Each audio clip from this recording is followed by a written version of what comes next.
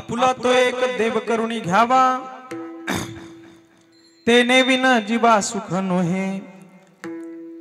एरती माई के दुःखाची जनिती, नाही आदि अंती अवसानी।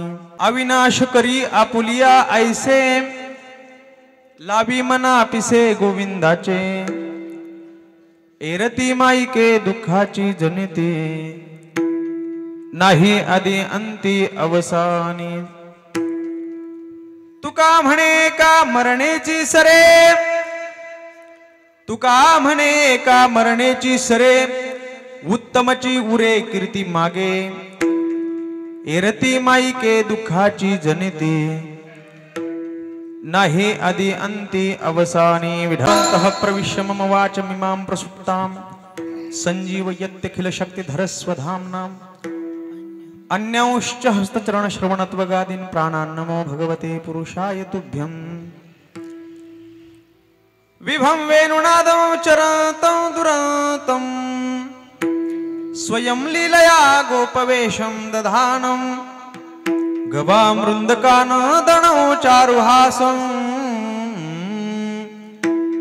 परब्रह्मलिंगं भजे पाण्डुरंगं। द्वैताद्वैत समन्वयैक जननी ज्ञानस्य ज्ञानेश्वरी, भक्ति ज्ञान प्रदायिनी, निजजनान् ज्ञानामृतं पायिनी। भक्ति ज्ञानवितं हि येन कथितं शास्त्रं विवेकपदं। वन्द्यतं करुणाकरं प्रभुवरं, श्री संत ज्ञानेश्वरं।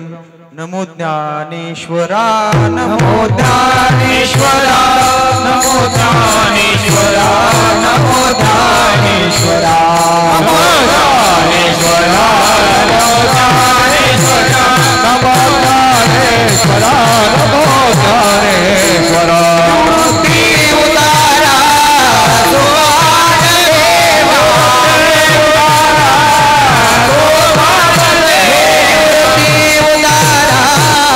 सोपान देवा,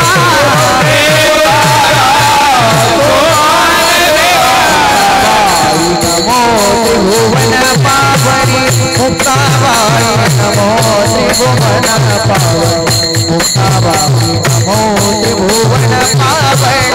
मुक्ताबाई, नमो त्रिभुवन पावनी मुक्ताबाई, नमो त्रिभुवन पावनी मुक्ताबाई, नमो त्रिभुवन पावनी, नमो त्रिभुवन पावनी मुक्ताबाई, नमो त्रिभुवन पावनी मुक्ताबाई, नमो त्रिभुवन पावनी।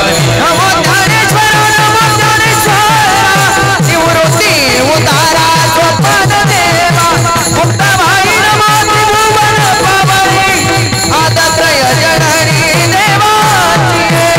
नमो ज्ञानेश्वर, नमो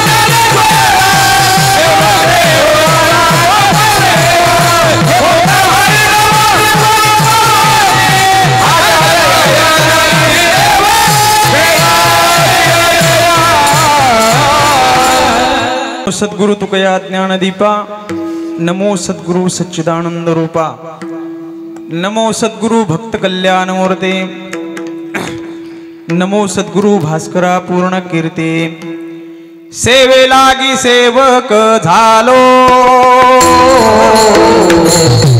सेवे लागी सेवक झालो,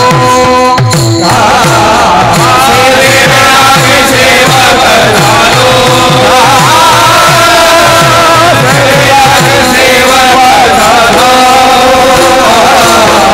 सेवे लागी सेवक झालो, सेवक झालो, सेवे लागी सेवक झालो, सेवे लागी सेवक झालो, सेवे लागी सेवक झालो, सेवे लागी सेवक झालो।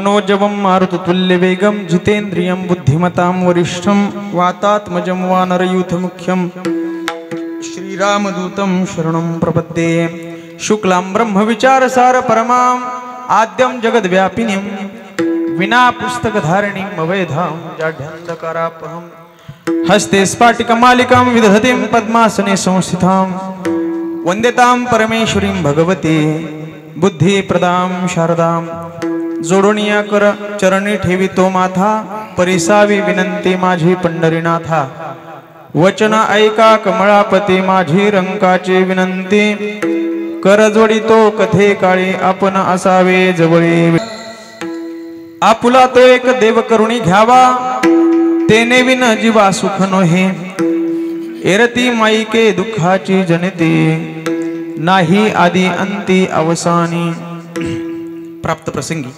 सेवेकरिता निवडलेला अभंग जगदवंदनीय जगद्गुरु श्रीमंत श्री तुकोबाराय यांचा 4 चरणाचा गोड चिंतनीय शक्ती संपन्न अभंग आजच्या सेवेकरिता निवडलेला आहे। या अभंगातून जगद्गुरु श्री तुकोबाराय अखिल विश्वामध्ये जो कोणी मनुष्य जन्माला आलेला आहे त्या प्रत्येक जीवाची मूलभूत आकांक्षा मूलभूत अपेक्षा या अभंगामध्ये सांगतात। आपल्याला मनुष्य जीवन प्राप्त झालं, मनुष्य जीवन प्राप्त झाल्याच्या नंतर हे चिरकाल टिकणार नाही। एक ना एक दिवस आपल्याला मृत्यू हा येणार आहे। मग मृत्यू येण्याच्या अगोदर काय केलं पाहिजे, काय केल्याने काय होतं आणि पाठीमागे काय शिल्लक राहतं याचं शब्दांकन म्हणजे आजचा अभंग वेळेला सुरुवात करण्या अगोदर या ठिकाणी परिहार द्यायचा तो असा। गेली अनेक वर्षापासून म्हणजे जवळजवळ गेल्या वर्षी 3 तप पूर्ण झाले आणि या ठिकाणी 4थ्या तपाची वाटचाल आपण करत असताना त्यातील ही 3य क्रमांकाची सेवा या ठिकाणी क्रमप्राप्त झाली।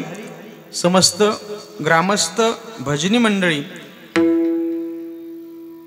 काय देवरगाव म्हणू का साबरवाडी म्हणू श्री क्षेत्र देवरगाव ग्रामस्थ मंडळी भजनी मंडळी यांच्या समन्वयक विचाराने माझ्यापर्यंत पोहोचले।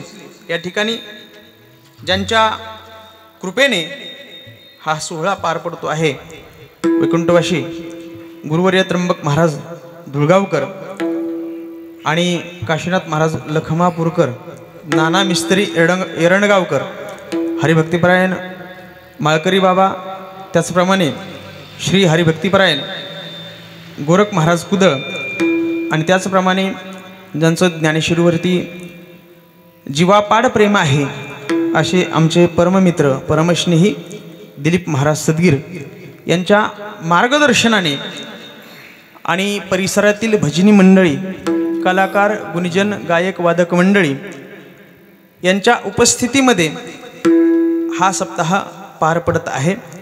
या सप्ताहाची शोभा या सर्व गायक, वादक, गुणीजन मंडळी ज्यांच्यामुळे तुमच्यापर्यंत माझा आवाज व्यवस्थित पोहोचतोय अशी आपल्या परिसरातील नवे मित्र म्हणेल नाशिक जिल्ह्यातील सुंदर अशी स्पीकर व्यवस्था आमचे परममित्र शंकर भाऊ शेळके, उत्तम अशी स्पीकर व्यवस्था,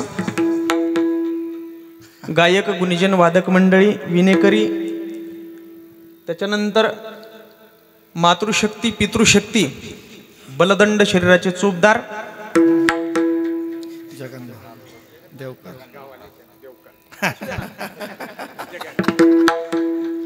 जगन महाराज आपली पहिलीच भेट आहे का? नाही बर बर जगन महाराज देवकरच ना देवकर अगदी तुम्हाला बोलू का चोपदार पाहिजे तर असे पाहिजे आलं का लक्षात? तो निळोबारायांचा चोपदार आहे। आता चोपदाराला एका अडबंगनाथाने उचलून आपटला। आता मला सांगा तुम्ही असा चोपदार म्हणलो काय कामाचा? चोपदार कशासाठी असतो? चोपदार हा रक्षण करत आहे. आणि म्हणून मी अगोदरच शब्द वापरला, बलदंड शरीराचे चोपदार, की माझ्यावरती जर कदाचित एखादा चालून आला, असं येणार नाही, तर ही काठी त्याच्या डोक्यात घालू नका, त्याच्या हातात द्या आणि हाणू नको म्हणा, तुला देतो पण हाणू नको. या ठिकाणी चोपदार, या ठिकाणी मला वाटते लाईव्ह कीर्तन करणारे हरिभक्तीपरायण आपल्याच गावातील ना किरणराव ठाकरे, आणि त्याचप्रमाणे माझ्यावरती नितांत प्रेम करणारे आपल्याच परिसरातील वैजापूर भागातील माझे परममित्र परमस्नेही, अगदी निम्म्या रात्री कधीही आवाज दिला तरीही उपस्थित राहणारे गज हरिनामाचा या चॅनलचे मालक आमचे उद्धव बापू कवडे, ही या ठिकाणी खरं तर त्यांनी मला सांगितलं, महाराज तुम्हाला शब्द दिला मी, आणि शब्द एकदा दिला का पुन्हा पाठीमागे घेता येत नाही, कारण पुढं आता शिवजयंती आहे, आणि शिवजयंती म्हटलं का कार्यक्रमाची रेलचेल, बरोबर का? म्हणजे शिवरात्री तर आहेच, परंतु शिवजयंती म्हटलं का त्या ठिकाणी छत्रपतींची व्याख्यानं, छत्रपती शिवाजी महाराजांची जयंती मोठ्या प्रमाणावरती महाराष्ट्रामध्ये साजरी होती, आणि म्हणून त्यांचं खूप मोठ्या प्रमाणामध्ये बुकिंग असतं. परंतु त्यांची शिवजयंती मी बुक करून टाकली, शिवरात्री ही बुक करून टाकली, आणि आजही आपल्या गावामध्ये ते आले. सर्वांच्या चरणावरती मी नतमस्तक होतो आणि या ठिकाणी सेवेला सुरुवात करतो. अभंग श्री जगद्गुरु श्री तुकोबारायांचा आहे. या अभंगातून जगद्गुरु श्री तुकोबाराय उपदेश करतात. उपदेश कोणी करावा, उपदेश करण्याचा अधिकारी कोण, याला सुद्धा शास्त्र आहे बरं का. एकाच वाक्यामध्ये सांगतो, उपदेश दोघांनीच करावा. कोणी करावा? सोमनाथ महाराज, उपदेश कोणी करावा? एकतर संतांनी करावा अथवा श्रुतीने करावा. संतांनी केलेला उपदेश हा फलदायी आहे, तो हिताचा आहे, आणि श्रुतीने केलेला उपदेश हा हिताचा आहे, फलदायी आहे. विठ्ठला विठ्ठला. अहितापासून काढती, हित देऊनी वाढविती, नाही श्रुती परवती माऊली जगा. तुमचा आमचा उपदेश हा सर्वांच्याच हिताचा असेल असं मात्र नाही, परंतु संतांनी केलेला उपदेश हा हिताचा असतो बरं का. आणि म्हणून उपदेश करण्याचा अधिकार फक्त संतांना आहे आणि श्रुतीला आहे. देवाला सुद्धा उपदेश करण्याचा अधिकार नाही. काही लोक म्हणतील आम्ही ज्ञानेश्वरीचं चिंतन करतो, विश्वमाऊली ज्ञानोबराय लिहितात, न कांक्षे विजयम कृष्ण नचराज्यम सुखानिच किम न राज्यन गोविंद किम भोगेर जीवितेन वा. या श्लोकावरती ज्ञानोबराय ओव्या लिहित असताना की ज्या वेळेला अर्जुनाला मोह होतोय आणि मोहाने ग्रस्त झालेला अर्जुन, भगवंत त्याला उपदेश करतात, नाम गीता सांगतात. मग तुम्ही तर म्हटले की देवाला सुद्धा उपदेश करण्याचा अधिकार नाही, मग गीता हा एक प्रकारचा उपदेश आहे, तो कसा? तर ऐका, जरी भगवंताने अर्जुनाला उपदेश केला असला तरी तो देव म्हणून केलेला नाही. विश्वमाऊली ज्ञानोबराय बोलतात, तू गुरु बंधू पिता, तुची आमुची इष्ट देवता, तुची सदा रक्षिता, आपदी आम्हा ते. गुरु म्हणून उपदेश केलेला आहे, देव म्हणून उपदेश केलेला नाही. आपण सुद्धा हरिपाठामध्ये म्हणतो ना, माझ्या विठोबाचा कैसा प्रेम भाव, विठोबाचा कैसा प्रेम, माझ्या विठोबाचा कैसा प्रेम, विठोबाचा कैसा प्रेम, आपणती देव होय गो, आपणती देव होय गो. देवाला देव म्हणून उपदेश करता येत नाही. उपदेश ज्या वेळेला करायचा आहे त्यावेळेला त्याला सुद्धा देवत्व सोडावं लागतं आणि गुरुच्या रूपामध्ये येऊन त्याला उपदेश करावा लागतो. आणि म्हणून उपदेश करण्याचा अधिकार हा फक्त संतांना आहे आणि श्रुती मातेला आहे बरं का.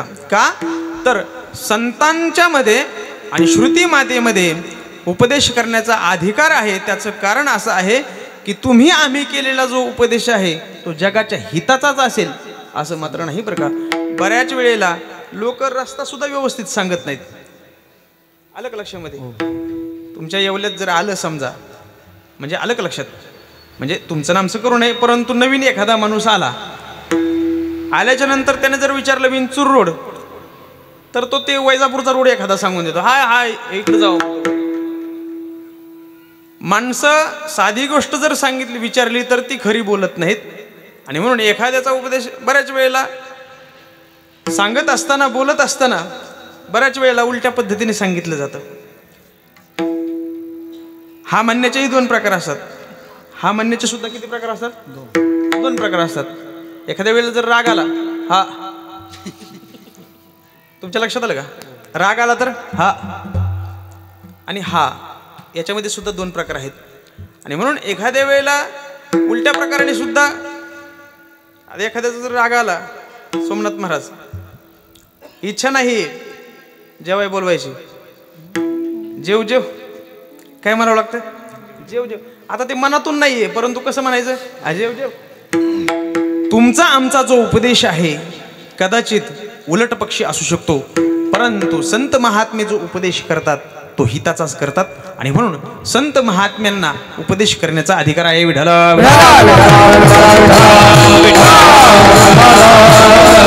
आजचा अभंग जगद्गुरु श्री तुकोबारायांचा आहे, उपदेशपर प्रकरणातील आहे बरं का. या अभंगातून जगद्गुरु श्री तुकोबाराय जीवाची मूलभूत आकांक्षा, जीवाची मूलभूत अपेक्षा आणि त्या अपेक्षेच्या परिपूर्ततेचा मार्ग जगद्गुरु श्री तुकोबाराय या अभंगातून सांगतात.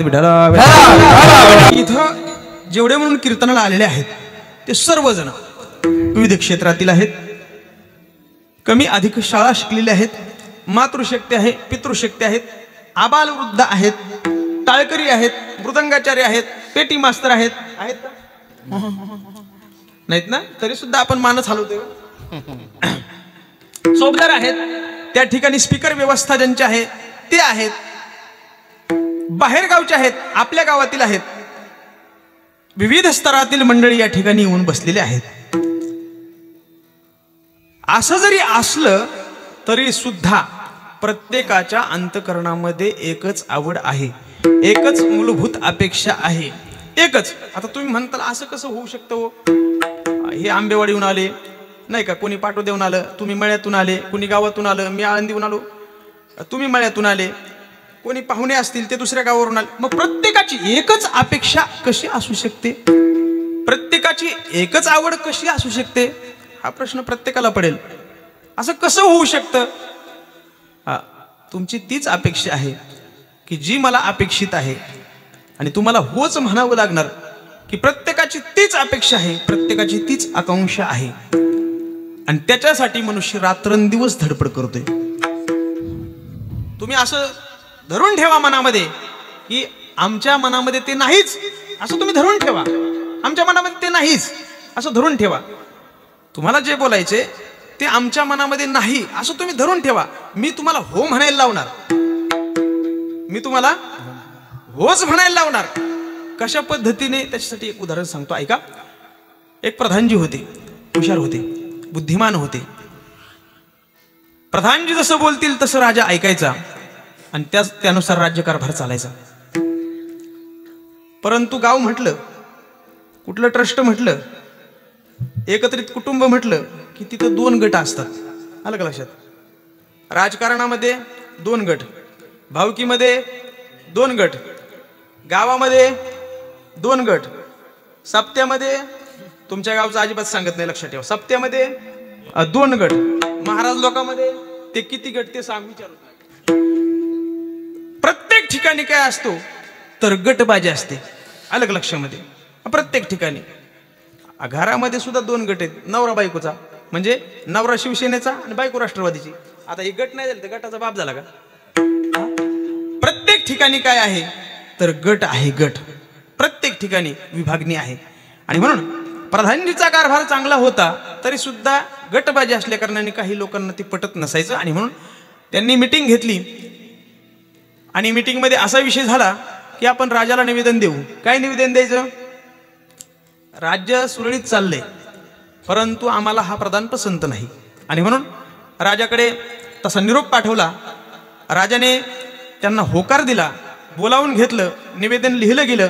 निवेदनाचा विषय होता की राजेसाहेब अनेक वर्षापासून प्रधानजी पदावरती आहेत, त्यांचा राज्यकारभार चांगला आहे, आपल्या राज्यामध्ये आनंदी आनंद आहे, परंतु आपले जे प्रधान जे आहेत त्यांचा राज्यकारभार चालवण्याचा जो मार्ग आहे तो एका विशिष्ट कक्षेतून आहे. आणि म्हणून आम्हाला असं वाटतं की काही अंशामध्ये आपलं राज्य पाठीमागे राहिले.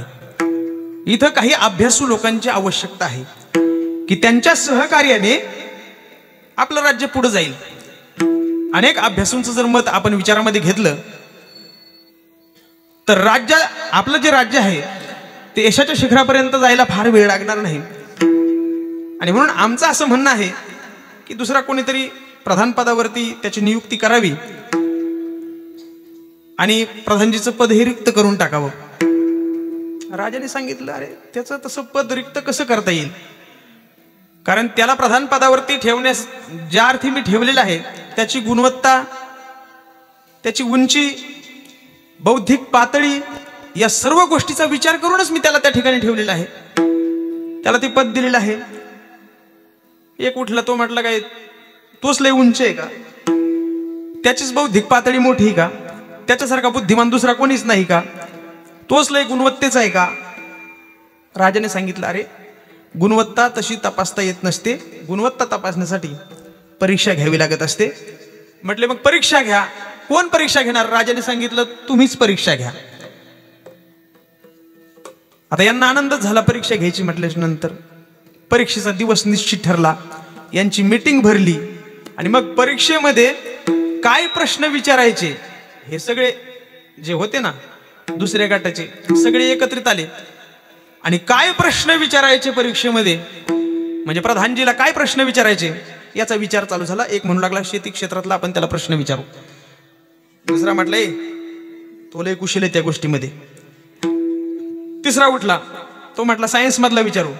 त्याच्यामध्ये त्याने मोठं प्रावीण्य मिळवले, सायन्स मधला विचारून चालणार नाही, तो तर झटकन उत्तर देईल. चौथा उठला, तो म्हटला डॉक्टरकी मधला. तो म्हटला तो MBBS आहे, त्या क्षेत्रामध्ये खूप मोठं प्रावीण्य त्याने मिळवलेलं आहे, कुशल आहे तो. 2 तास गेले परंतु प्रश्न कोणता विचारायचा हा प्रश्न शिल्लकच राहिला.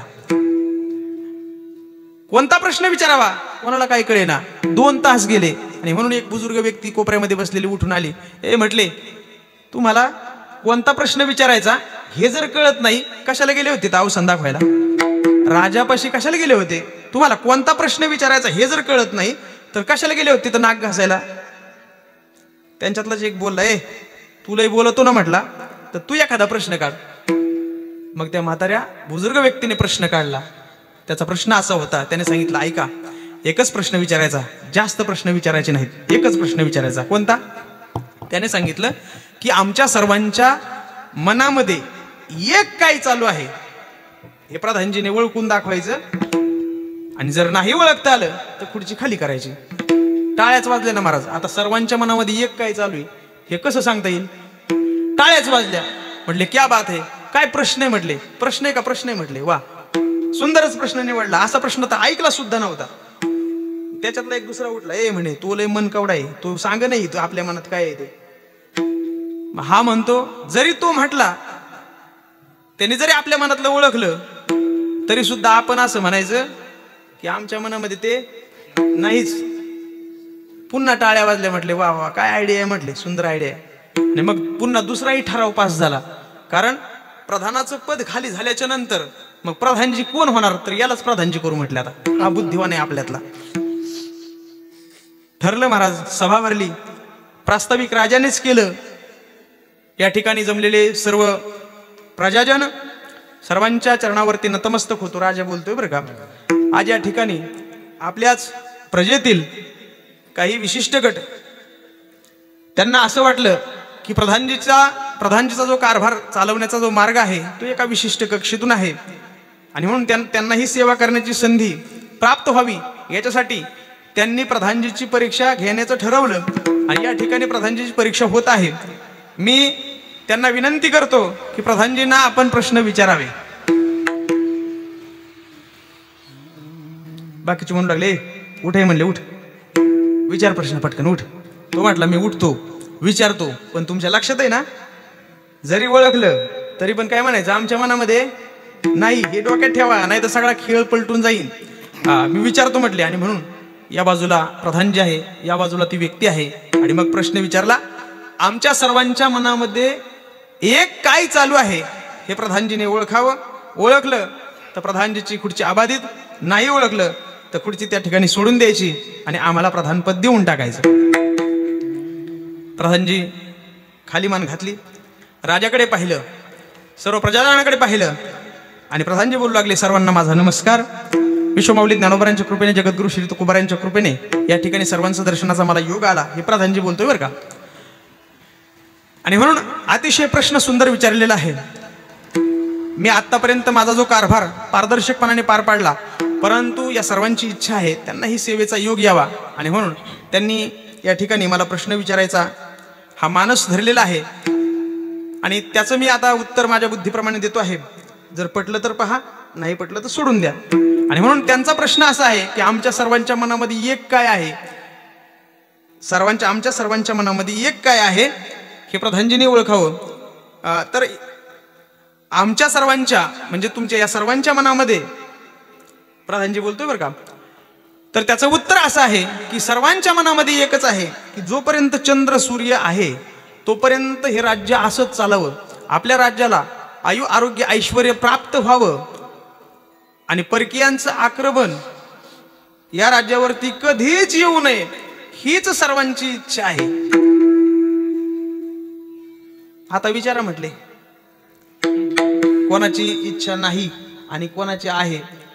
सर्व शांतच झाले महाराज. प्रधानजी म्हटले, तसे बोलायचे नाहीत म्हटले, स्वतंत्र स्वतंत्र विचारा. कोंढरे पाटील सांगा, तुमचं बरोबर, तुमचं म्हणणं आहे का, असंच आहे का. कोंढरे पाटील म्हणले, हो हो तसंच आहे म्हणले म्हणणं. म्हटले बोला इकडं. आप्पा महाराज तुमचं म्हणणं हेच आहे का. आता आप्पा महाराजांची इच्छा नव्हती, परंतु आप्पा महाराज हो हो हो तेच, माझंही तेच म्हणणं आहे. सोमनाथ महाराज बोला, तुमचं काय म्हणणं आहे. सोमनाथ हो माझंही तेच म्हणणं आहे, दुसरं काय म्हणणं असायचं. इच्छा असूनही नाही म्हणता आलं नाही, तसं तुम्ही धरून ठेवा, धरून ठेवा की तुम्ही म्हणाल ते आमच्या मनामध्ये नाही, मी तुम्हाला हो म्हणायला लावणार. आता ठेवलं का धरून, नाही ठेवलं, धरून ठेवा नाही म्हणायचे, परंतु मी तुम्हाला हो म्हणायला लावणार. तुमच्या मनामध्ये काय आहे, तुमच्या मनामध्ये काय अपेक्षा आहे, तुमची आकांक्षा काय आहे. तर एकच आकांक्षा आहे प्रत्येकाची, प्रत्येकाला पाहिजे सुख, दुःख कोणाला नको आहे. कोणाला दुःख पाहिजे हातवरती करा. सुख कोणाला नको आहे. प्रत्येकाला सुखाची अपेक्षा आहे. मज लागी दुःख व्हावे ऐसे कोणी भावे ना जीवे. मला दुःख व्हावं असं कोणाला वाटतं का. माझं जीवन सुखाने चालावं, माझ्या जीवनामध्ये सुख प्राप्त व्हावं, प्रत्येकाची हीच अपेक्षा आहे ना. मला त्याच्या पुढे बोलायचंय. आता ऐका, जीवनामध्ये सर्व सुख प्राप्त व्हावं असं आपल्याला वाटतंय, अशी आपली इच्छा आहे, अपेक्षा आहे, आकांक्षा आहे. पण आपल्या इच्छेप्रमाणे आपल्याला सुख मिळतंय का हो. मिळतंय. आपल्या इच्छेप्रमाणे आपल्याला सुख मिळतंय का मिळत नाही. त्याचं कारण कधी शोधलंय आपण. सुख ज्याने मिळतं ते करायला आपण तयार नाही. आणि दुःख ज्या गोष्टीने येऊ नये, दुःख ज्या गोष्टीने येतंय ती गोष्ट केल्याशिवाय माणसं राहत नाहीत. ऐका, सत्कर्माचं फळ आहे सुख, परंतु माणसं सत्कर्म करायला तयार नाहीत. वाईट कर्माचं फळ आहे दुःख, परंतु माणसं वाईट केल्याशिवाय राहत नाहीत. आणि मग आंब्याचं फळ पाहिजे तर बाभळीचं बी लावून आंब्याचं फळ येईल का. द्राक्षी पाहिजे तर गव्हाची पेरणी करून द्राक्ष येतील का. जगद्गुरु श्री तुकोबाराय म्हणतात, बीज पेरुणी त्याची घ्यावे फळ, डोरणीच केळ कैसे लागे. तुकोबारायांची भाषा आहे. तुकोबाराय म्हणतात, एका माणसाने विचार केला की आपल्याकडे पाण्याची कमतरता आहे आणि म्हणून केळीला वर्षभर पाणी घालावं लागतं आणि डोरणी एक वांग्याची जात आहे. डोरणी एक वांग्याची जात आहे, म्हणजे लांबक वांग असतं. आता तो म्हटला हे तरी लांबक वांग नाही का, हे तरी लांब आणि केळी तरी लांब लांबच. आणि म्हणून आपण काय करू, त्या वांग्याच्या झाडाला पाणी घालू. आणि त्याने प्रयत्न सुरू केले की आता याला केळी येतील. तो त्याला खत घालू लागला आणि म्हणू लागला याला केळी येतील. तो त्याला फवारणी करू लागला आणि म्हणू लागला आता याला केळी येतील. किती वर्षांनी केळी येतील. तुकोबाराय म्हणतात बीज पेरून या त्याची घ्यावे फळ. जसं बीज आहे तेच फळ मिळणार आहे. जर आपण अपेक्षा जर वेगळी करत असू तर होणार नाही महाराज. कारण आपल्या इच्छेवरती फळ नाही तर फळ हे बीजावरती आहे बरं का. आपली इच्छा झाली म्हणून तेच फळ यावं हे मात्र चुकीचं आहे. आपल्या इच्छेवरती फळ नाही बरं का, तर त्याच्या बीजावरती फळ आहे. भोगणे ते फळ संचिताले, भोगणे ते फळ संचिताले,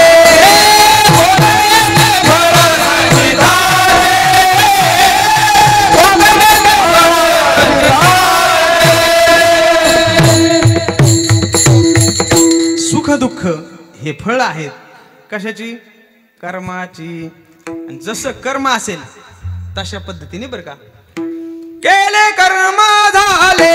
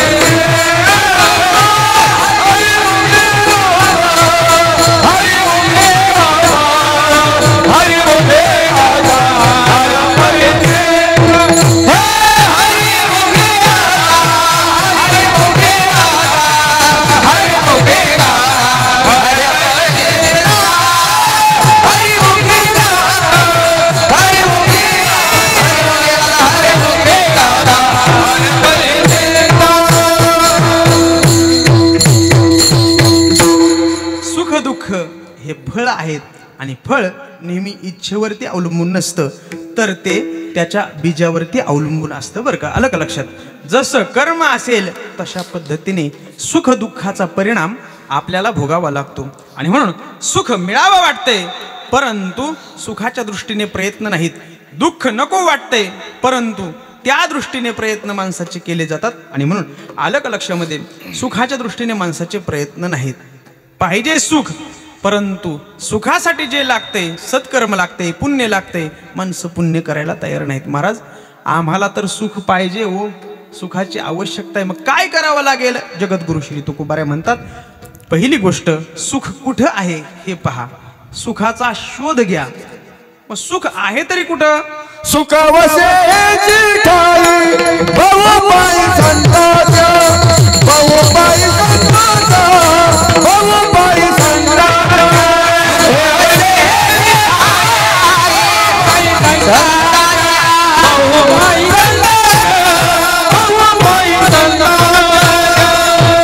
जवळ आहे.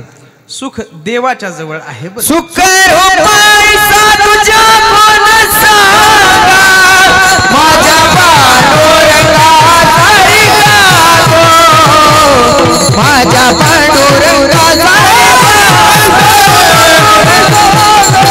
माझ्या पांडुरंगा सारी गावो, माझ्या पांडुरंगा सारी गावो. सुखरूप ऐसे दुजे कोण सांगा, माझ्या पांडुरंगा सारिखे ते. माझ्या पांडुरंगा सारिखे सुखरूप ऐसे दुजे कोण ते सांगा. तुकोबाराय म्हणतात पांडुरंगासारखा, भगवंतासारखा सुखरूप परमात्मा नवे नवे सुखाने नटलेला असा असणारा भगवंत आहे तरी कुठे, आहे तरी दुसरा कोणता? तुकोबाराय म्हणतात परमात्मा, परमात्म्याचं स्वरूप हे सुखाचं आहे बरं का, लक्षात ठेवा. आणि म्हणून परमात्म्या व्यतिरिक्त दुसरीकडे सुखच नाही बरं का. प्रपंचाचा विचार करा. आपण नेहमी कीर्तन ऐकतो, मला प्रपंचाचा अजिबात विस्तार करायचा नाही, फक्त प्रमाण पहा. आपण नेहमी म्हणतो नाही का, दुःख बांधवडी नाही का, संसार दुःख, आपण प्रमाण सुखाचा विचार नाही का, काय काय नाही का. एक तर ते मला वाटते आंधळा पांगळा नाही का, संसार दुःख मूळ, हो हो, शेवळून गेले माणसं ती म्हणून शेवळे, त्याच चालीन तेच सगळं, तेच तेच तेच तेच तेच म्हणायचंच बंद केले. संतांची वाणी आहे, अवहेलना करू नये, परंतु नाही, त्याच्यात रस नाही. जे प्रपंचामध्येच आहेत त्यांना काय प्रपंच सांगता, परमार्थ सांगा. आणि म्हणून प्रपंचामध्ये सुखच नाही हो, प्रपंचामध्ये सुख नाहीच आहे. नवे नवे सुखाचा विचार सुद्धा. मग सुख आहे कुठं? तर संतांच्या जवळ सुख आहे, देवाच्या जवळ सुख आहे, देवाच्या जवळ सुख आहे बरं का. महाराजांनी सुंदर प्रमाण दिलं. काय प्रमाण दिलं? सुखरूप ऐसे तुझे कोण सांगा, माझ्या पांडुरंगा सारी खेते. पांडुरंगाशिवाय, भगवंताशिवाय दुसरं कोण सुखरूप आहे हो? मग त्याच्याकडे जर सुख आहे, विश्वमाऊली ज्ञानोबारात म्हणतात भगवंत हा सुखाचा आगर आहे, सर्व सुखाचे आगर. बाप रखुमा देवीवर नरहरी महाराज सुद्धा तेच म्हणतात, सर्व सुखाचे आगर म्हणे नरहरी. जनाबाई सुद्धा तेच म्हणतात, सर्व सुखाचे आगर जनी म्हणे शारंगधर. थोडक्यात भगवंताच्या जवळ सुख आहे, इतरत्र सुख नाही. मग महाराज आम्ही काय करायला पाहिजे? आम्हाला तर सुखाची आवश्यकता आहे, आम्ही रात्रंदिवस दुःखामध्येच तडफडत आहोत. मग आम्ही काय करायला पाहिजे?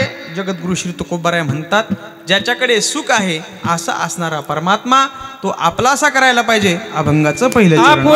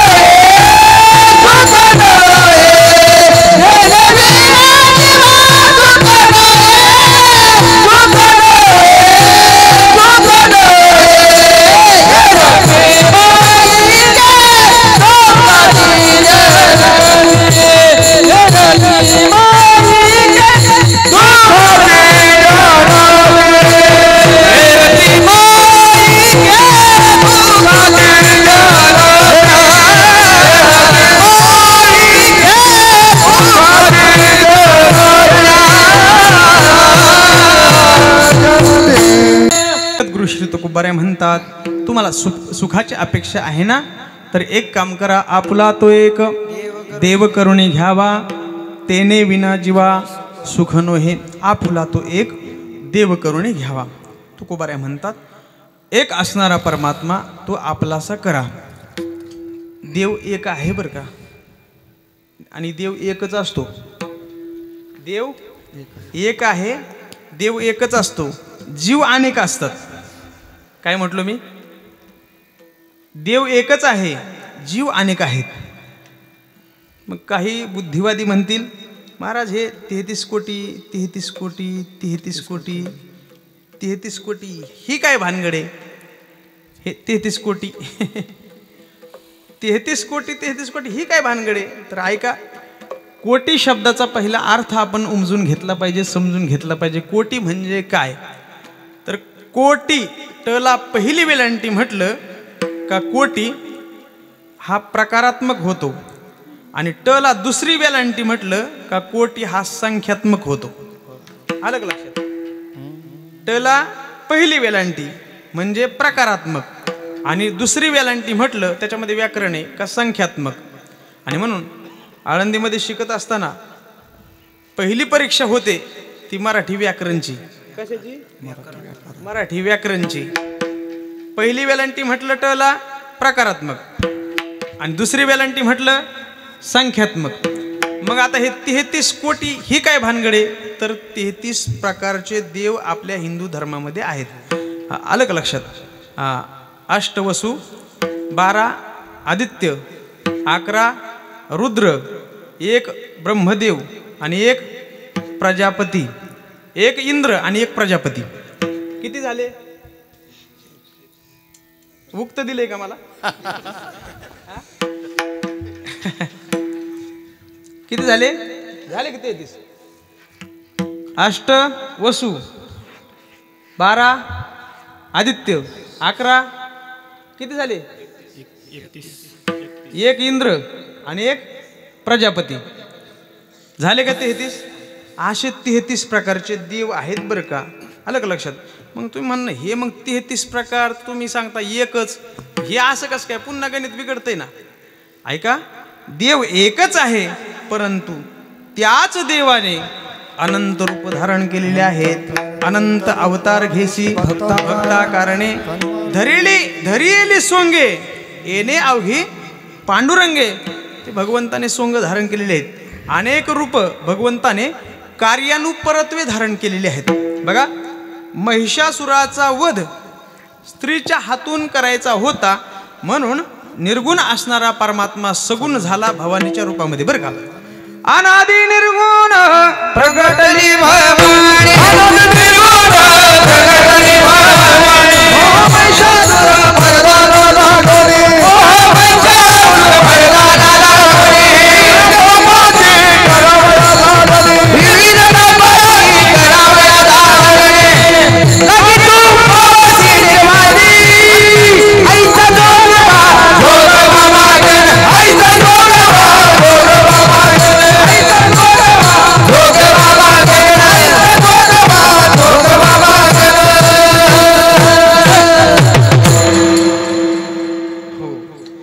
असा दणका झाला पाहिजे तेव्हा जमत आहे. अनादि निर्गुण प्रगटली भवानी, तोच परमात्मा भवानीच्या रूपामध्ये महिषासुराच्या मर्दनासाठी म्हणजे त्याला मारण्यासाठी अवतीर्ण झाला. काही लोक म्हणतील महाराज अजून काय आहे का तुमचं प्रमाण? विटेवरती असणारा पांडुरंग परमात्मा देवी झाला, याच्यासाठी दुसरं काय प्रमाण आहे का? तर दुसरं एक प्रमाण अजून सांगतो बरं का. अखिल सर्व संतांनी संत मांदियाळी पंढरपूरच्या वाळवंटामध्ये जमा झाली आणि सर्वांनी मिळून आई भवानीचा गोंधळ मांडला. आणि कधी मांडला तो? आषाढी कार्तिक तुझ्या गोंधळाची दाटी व, आषाढी कार्तिक तुझ्या गोंधळाची दाटी व. कधी वटा शोभिवार बनते, कधी वटा अम्मा उभी कर देवरी कटी व, अम्मा उभी कर देवरी कटी व.